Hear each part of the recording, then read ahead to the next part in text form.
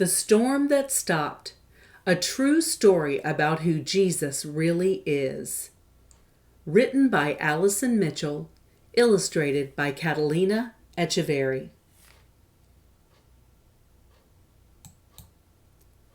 One day long ago, Jesus was teaching people by the sea. Soon some more people arrived, then others, then more and more, until there were people everywhere. The crowds were just too big. No one could see Jesus, and no one could hear Jesus. "We can't hear back here." "Give me some room." "Be quiet. I can't see." So Jesus asked his friends, the disciples, to push their boat out onto the water. He sat in the boat, and the huge crowd spread out along the beach. Now they could all see and hear Jesus as he told them all about God. When he finished teaching the people, Jesus said to his friends, "Let's go over to the other side of the sea."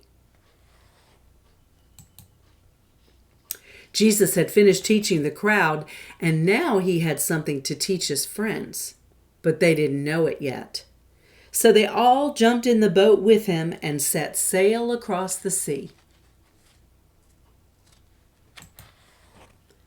Jesus was so tired. He'd been teaching the people all day.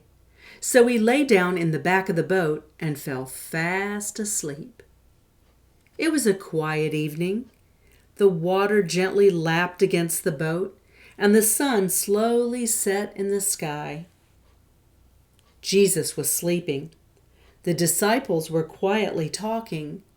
Then all of a sudden, they were in the middle of the biggest, loudest, scariest, most ginormous storm you could imagine. The wind blew hard, the waves grew huge, the water poured into the boat, but Jesus was asleep. The wind blew harder, the waves grew huger, the water filled the boat, but Jesus was still asleep. "Jesus, wake up, wake up! We're drowning! Don't you care?" What a silly thing to say to Jesus. Of course he cared. He loved his friends so much that one day he was going to die for them. Jesus stood up in the boat. The wind was still blowing. The waves were bigger than ever. The water was pouring into the boat quicker than the disciples could tip it out again. The boat was sinking. But then Jesus did something amazing. He didn't help his friends pour the water out of the boat. He didn't help them try to row back to land. Jesus simply spoke. But he didn't speak to the disciples. He spoke to the storm, to the wind, and to the waves. "Quiet! Be still!"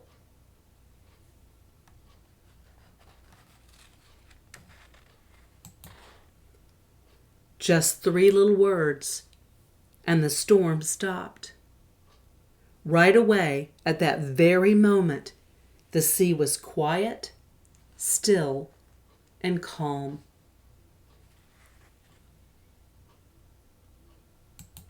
Then Jesus looked at his friends. "Why are you so afraid? Do you still not trust me?"